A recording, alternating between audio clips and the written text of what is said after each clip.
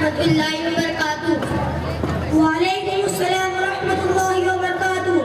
ارے رفیق بھائی، کچھ دن پہلے آپ کے گھر کوئی پروگرام تھا؟ ہاں، میرے چھوٹے لڑکے کی منگنی، تم مجھے کیوں پوچھتے ہو؟ بات اصل یہ ہے کہ پورے محلے میں آپ کی واہ واہ ہو رہی ہے کہ آپ نے شادی میں بہت خرچ کیا اور بہت لوگوں کی دعوت کی۔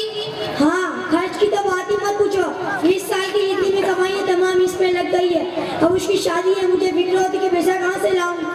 ارے اس میں کیا فکر کی بات ہے، ایک آدھ کھیتیاں مکان بیچ ڈالو، وہ پیسے آ جائیں گے۔ شادی میں خرچ تو کرنا ہی پڑے گا، پورے محلے کو دعوت کرنی ہی ہوگی، ورنہ لوگ باتیں بنائیں گے کہ دوسروں کے وہاں کھائے اور اپنا موقع آ کر رونے اور ٹینگی کی شکایتیں کرنے لگے۔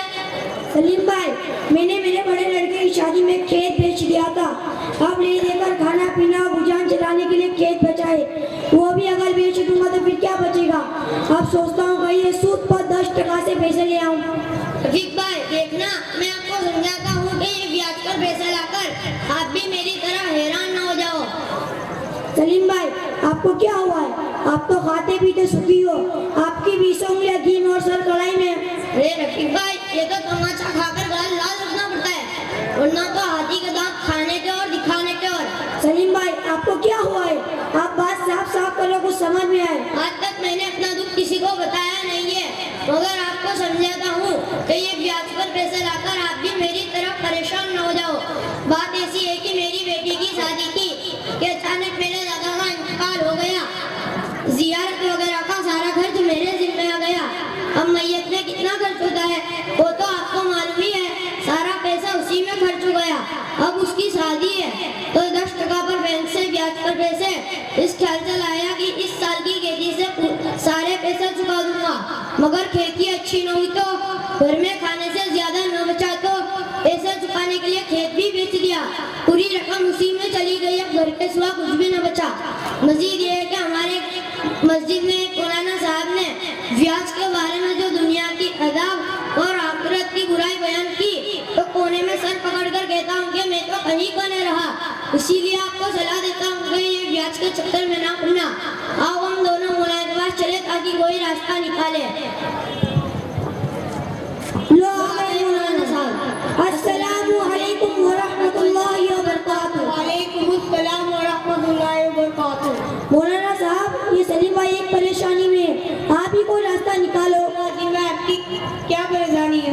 مولانا صاحب، میرے بیٹے کی شادی ہے، میرے پاس پیسے ہی نہیں ہے، اگر خرچ نہ کروں تو لوگ باتیں بنائیں گے اور بے عزتی ہوگی۔ ہاشم بھائی، شادی یعنی نکاح، یہ تو اپنی شریعت میں بہت ہی آسان ہے، اس میں کیا پریشانی ہو؟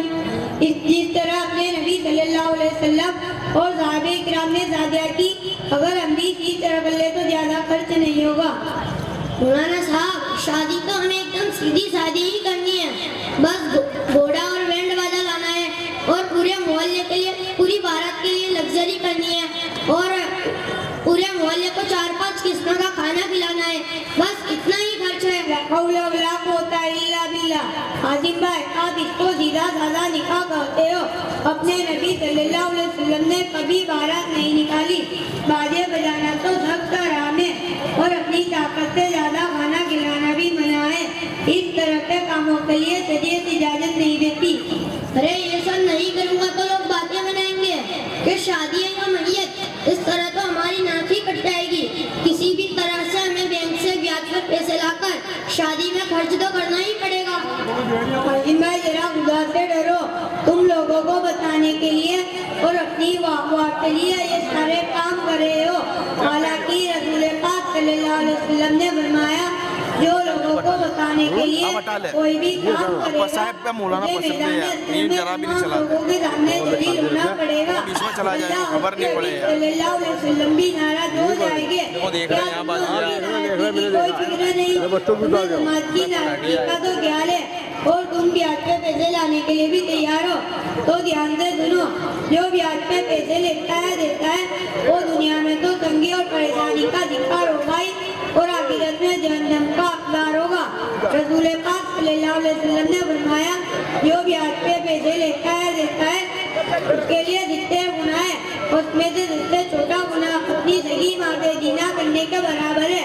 تو ہاشم بھائی، تم دنیا والوں کی واہ واہ کے لیے اتنے بڑے بڑے گناہ اپنے ذمہ لے رہے ہو۔ مولانا